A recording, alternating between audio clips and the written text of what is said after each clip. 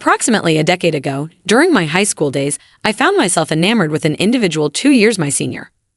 At the age of 16, a profound connection blossomed, leading to love and eventually the arrival of a child. Departing from my familial abode, I embraced this new chapter in life. For a decade, my husband and I reveled in blissful togetherness until an abrupt demise befell him. Subsequently, my child and I sought refuge in my parents' residence, where my sister received us with chilly indifference. Despite the unexpected twists of fate, destiny or love, the man she chose to marry entered our lives. Can one truly defy destiny when encountering such a special someone?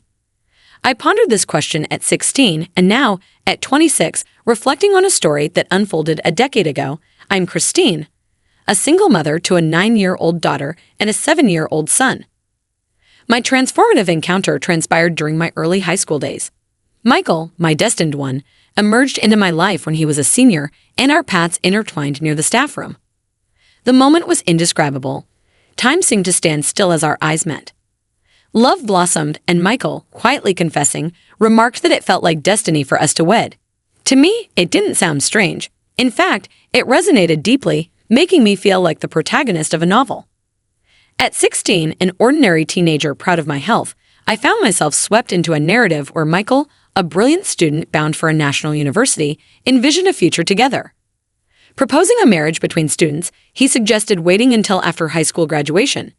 However, fate had other plans, and soon after his proposal, I discovered I was pregnant. In the unforgettable winter of Michael's senior year, he chose to marry me instead of pursuing his academic endeavors. Opting to work for our burgeoning family and the imminent arrival of our child, he defied the strong opposition from his parents. The unexpected twists and turns of our journey exemplified that true love could indeed stand up to the whims of destiny. His father, Bob, is an executive in a large company with considerable wealth. Voicing his concerns, "Christine, you're only 16. What are your plans regarding high school graduation? You shouldn't be carried away by temporary emotions. It's important to consider the future more deeply." Then his mother also clearly stated her thoughts. "You could choose to marry after graduating from college. Properly marrying and having a child at this young age will bring many hardships.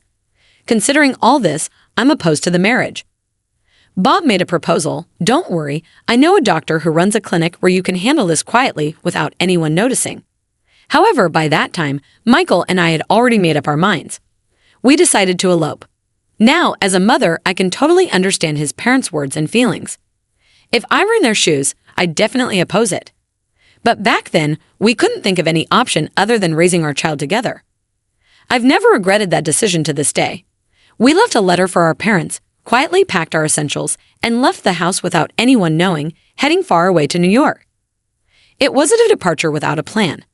Michael had sought help from a contact he'd known since middle school through the internet, a developer of a smartphone game app. Mr. Webb was surprised. Michael was still in high school, and his girlfriend too. "And she's pregnant? I can't believe it." He was astonished. The one we turned to for help was Mr. Webb, a man in his 30s. Mr. Webb continued talking, albeit confused. "I knew you were young, but I thought you were at least over 20. If I'd have known you were high school students, I honestly would have stopped you. But now that it's come to this, I can't just leave you alone." He put his head in his hands, but then let us stay in his apartment, which also served as his office. Furthermore, he agreed to be our guarantor for renting an apartment. However, there was one condition. Once things settle down, you must contact your parents. So Michael and I sent a postcard to our parents without revealing our current address with just one line. "We're doing fine. Please don't look for us." Michael began helping Mr. Webb with game development. "What? You came up with that idea when you were still in middle school, Michael. That's incredible to be able to program like this, all self-taught." Mr. Webb was impressed. Apparently, Michael had been involved in game development for some time. I took on cleaning and cooking in the combined office and living space. It was a new challenge for me, and it added color to our daily lives. Mr. Webb showed his heartfelt gratitude. "I really appreciate it. I've been relying on eating out, convenience store junk foods, and sometimes instant noodles. I've often missed having a home-cooked meal." Hearing his words, I felt that my experience helping my mother cook at home was being put to good use here. But at the same time, it also brought back memories of my parents and sometimes made me feel down. I was realizing anew the weight of being married and having a family. We registered our marriage and officially became husband and wife. We didn't have a fancy wedding or a luxurious honeymoon, but we bought a small cake and had a modest but warm celebration. We had a daughter, and we sent a postcard with a happy photo of the three of us to both sets of parents. It became a tradition to take a family photo every New Year's and send it to our parents. The job at Mr. Webb's office wasn't high-paying, but it was fulfilling. Mr. Webb had promised me, "If this app hits the market, I'll make sure to give you a proper bonus." True to his word, 2 years later, we received a bonus beyond our expectations. At that time, I was pregnant with our second child, and the joy was immeasurable. The next child was a boy, and our family grew to 4. Our days were busy but filled with happiness. Perhaps the reason we were drawn to each other was because of the chance to meet these children. He loved our 2 children deeply, and our days were filled with immeasurable happiness. However, about 10 years after leaving home, in the spring, a sudden event occurred. Michael suddenly collapsed. At that time, he was 27 and I was 25. Our daughter, Mina, was 8 and our son, Jack, was 6. He was diagnosed with acute myeloid leukemia, a serious illness. Michael quietly began to speak in his hospital bed. "Christine, I'm really sorry. I've had a secret that I couldn't tell you for a long time. Actually, I received a bone marrow transplant from my brother before entering high school. Even knowing the risk of relapse, I chose to marry and have a life with you. I'm truly sorry." I gently held his hand and replied, "It's okay. Even if I had known that fact, I would have still married you without a doubt." Contact was made with Michael's parents and brother, and they hurried to the hospital. In the hospital room with the family gathered, Michael expressed his deep gratitude and apologies. "Dad, Mom, I'm sorry for being the son like I am. Brother, thank you for being a donor. These past 10 years, I've been truly happy, all because of Christine and the kids." With tears in Karen's eyes, she answered, "The postcards you sent always looked so happy. Every time I saw them, I felt relieved." Upon hearing these words, she gently grasped Michael's hand. Michael then left his final words for his family. "Christine, thank you so much. Please take good care of the kids, Mina, Jack. I'm sad I won't see you grow up, but thank you." Those were Michael's last words, with grief but also determination. For the sake of our children and for Michael, I vowed to become stronger. I made a new resolve to raise our children well. Afterward, we held a small but warm funeral, inviting only Michael's parents, brother, and some colleagues from New York. Michael's parents offered for us to live with them, but I had made my decision. I plan to return to my parents' home. I've caused them so much worry over these 10 years, and now I want to start living there. Hearing my decision, my in-laws showed understanding. "If you ever need anything, please feel free to reach out to us." Bob further suggested, "Instead of Michael, I'd like to help support the children's upbringing." This offer was a great relief to me. Although I was willing to work, I was anxious about being able to support 2 children with just my income, having only completed middle school.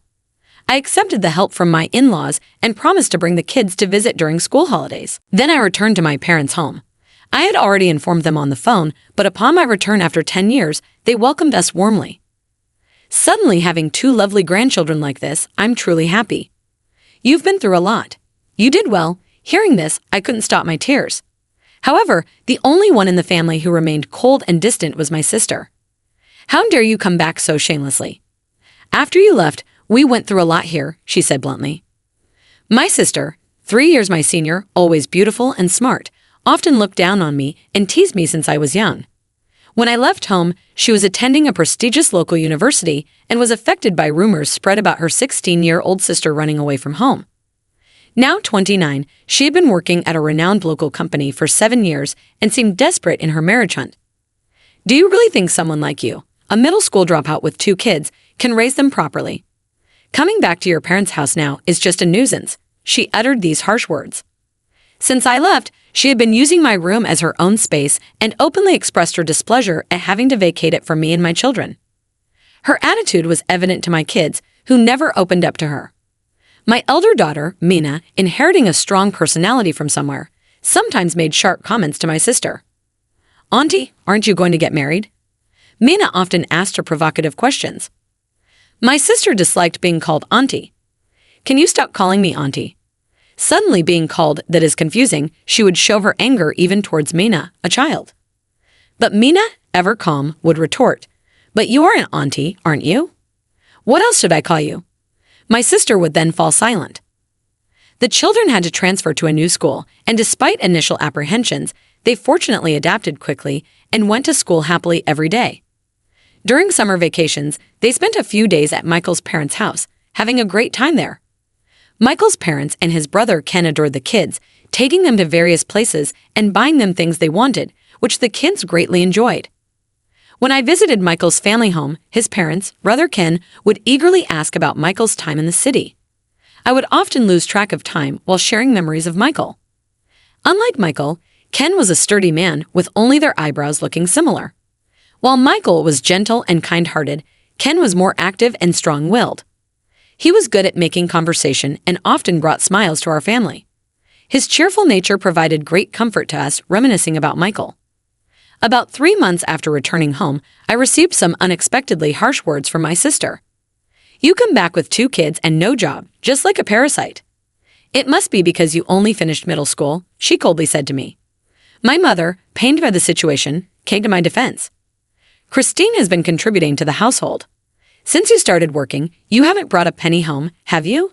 Can't you be a little more kind to your sister, who has lost her beloved husband and is wounded in her heart?" she admonished. My sister, surprised, responded, "Really? How is Christine managing the living expenses without working?" It was no wonder she was surprised. Right after I returned home, Michael's parents had deposited $5,000 into my account for child support. They promised to send the same amount every month. I said I can't accept such a large sum. I tried to decline, but Bob spoke kindly. "Money is something you can never have too much of, Christine. Instead of working, we want you to cherish the time with the children for Michael." I couldn't argue with their words. So I used $1,500 monthly for the expenses of the family, keeping only the bare minimum of $500 for myself and saving the remaining $3,000 for the children's future. Only my mother knew these specific financial details. She gently said, "Besides, Christine helps a lot with the housework. She works harder than me in cooking and cleaning." But my sister retorted, "Who cares about that? I'm getting married soon, so I don't care about housework." Her argument was somewhat hard to understand. As she was about to get married, I thought she should learn some cooking skills. "Kate, if you're getting married, maybe you should learn a bit more about cooking. Learning from Mom would be good too." This seemed to infuriate her, and she vehemently countered, "I don't need your concern. I'm attending a cooking class. I don't need to learn the cooking of a poor family." My mother, outraged by her words, "Well, sorry for the cooking of a poor family," expressed her anger. My sister's matchmaking efforts were successful, and she happily announced her engagement to a doctor 3 years older than her. When she shared this news, she approached me in a rare good mood. "Hey, Christine, I hate to say this, but I don't want you to come to my wedding or the reception. Everyone around here knows you ran away from home, and I don't want to have to explain your return. You don't need to come to the family meeting either. Being a middle school dropout and a single mother, it's a bit, you know." She said this, which felt like a typical way for her to show off. Both her father and mother were angry at her comment, but my sister, having secured her marriage to a doctor, was brimming with confidence. "I do want Dad and Mom to attend the ceremony, but as I'm becoming part of his family, I don't care what others think," she declared defiantly. It seemed only a matter of time before a family conflict would arise. I tried to intervene. "Dad, Mom, don't worry about me. Please, no family fights." But my sister responded coldly, "Age, what a goody two-shoes you're pretending to be." She snapped and went back to her room. At that moment, Mina commented quietly, "Auntie has a bad personality." Both father and mother just sighed deeply. About a year after I returned home, my sister got married, and I was somewhat relieved that she would be leaving the house. 10 days after her wedding, she suddenly called me. "I just got back from my honeymoon, and I'm bringing you some souvenirs." Actually, I wasn't going to, but my husband insisted. I was surprised and asked, "But I thought I wasn't supposed to be part of your wedding or reception." To which she replied, "I accidentally slipped up during the honeymoon. I thought it would be difficult to keep it hidden forever, and now that I'm married, it's fine." Apparently, she had embellished her situation to make a good impression on her husband. That day, our entire family was prepared to welcome my sister and her husband. The doorbell rang, and when Mom opened the door, there stood my sister and her newlywed husband.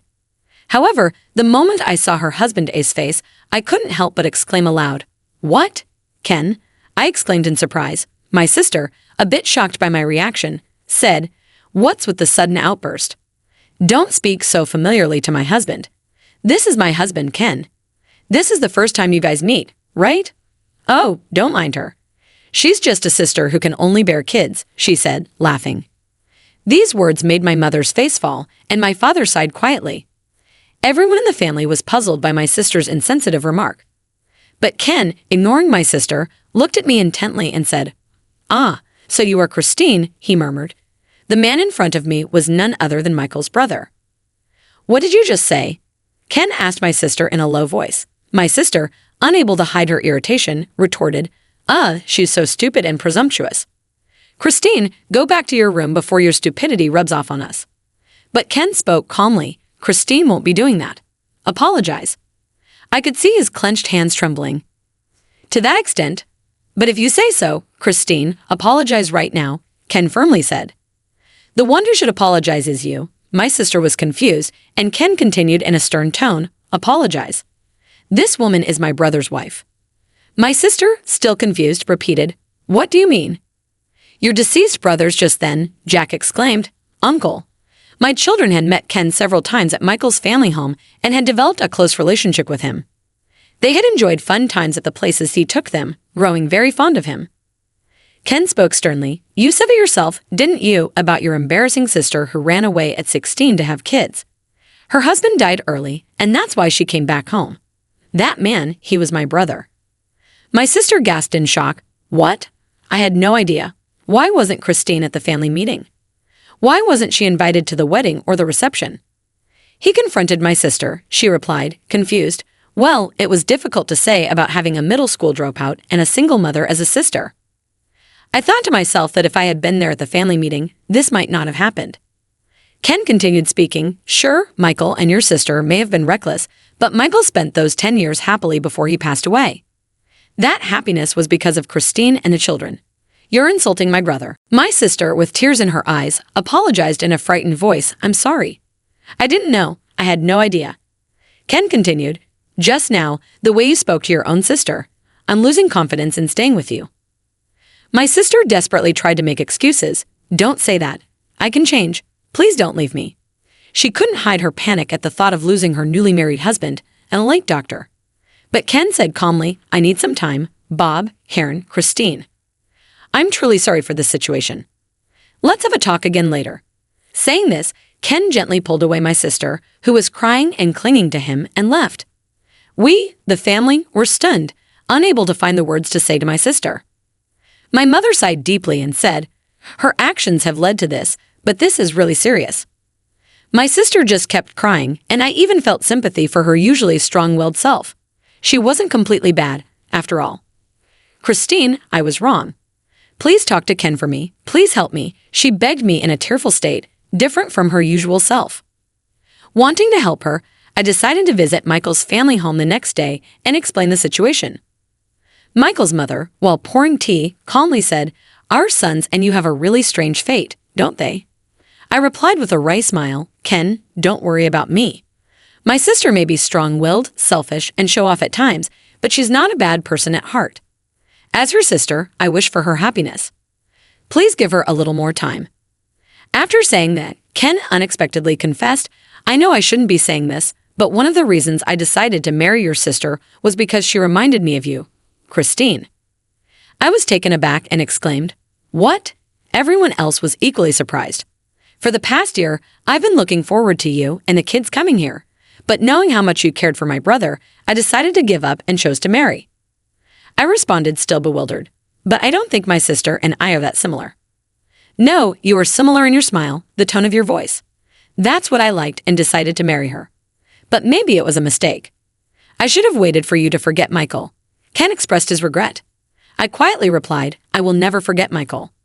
What he said surprised, "I won't forget Michael," I stated plainly. Then Ken said seriously, "But Christine, you're still young, and the kids are fond of me. I want to make you all happy in place of my brother. I'm sorry, but to the children, Michael is their only father." I appreciated his kindness as Michael's brother, but I couldn't have feelings beyond that. Karen intervened, "Ken, you're wrong. No matter the circumstances, proposing to the sister of your newlywed wife is beyond common sense." Ken fell silent and nodded his head at her words. Bob added sternly, "This boy has always been a bit selfish, failing to consider others' feelings. With that, Ken seemed even more disheartened. I couldn't help but say, Michael was a truly kind person. He never got angry or spoke ill of others. But seeing you stand up to my sister, I felt relieved. I didn't care about the words towards me, but I couldn't stand the insult to Michael. I am grateful for what you did. Hearing my words, Ken looked disheartened and muttered, I guess it was no good after all.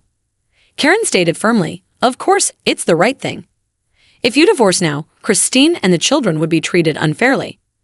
She seemed to be considering my position, and I felt grateful for her words. Bob also provided support. Ken is strong-willed and a bit selfish, so they're well-matched, Christine. Just forget about it and let them be happy as a couple. With this, Bob helped diffuse the crisis of my sister's potential divorce. Karen then said with a kind smile, Christine, don't worry. I'll make sure to straighten out your sister's personality. I was a bit surprised by my usually gentle Karen's firm declaration. My sister turned to me and said, Thank you, Christine. I'm really grateful for everything. I'm sorry for all the trouble. Saying this, she went back to her new home. The sister who once seemed ready to cut ties with our family now frequently visited home, bringing our favorite cakes and treats. My mother-in-law, Karen, she looks gentle, but she's actually very strict. My sister would complain about her days at her in-laws. True to Karen's words, it seemed my sister was working on changing her personality. My mother, a bit coldly, said, a strict Karen is just what she needs. Yet it seemed my mother was inwardly happy that my sister didn't end up divorcing. My sister and Ken, both strong-willed, occasionally had intense arguments, but somehow managed to get along. Frankly, I hadn't expected my sister to get along smoothly with someone who would suddenly order her to apologize, so they seemed somewhat suited for each other. Later, I received a call from Mr. Webb in the city saying that Michael's last game project was completed. I downloaded it to show my children, Mina and Jack. This is the game your dad made. I showed them the screen. In the game, siblings were the main characters named Manalia and Jackie, modeled after our children. Dad made this, Mina asked in surprise. Is this me and Mina? Jack said excitedly, staring at the screen.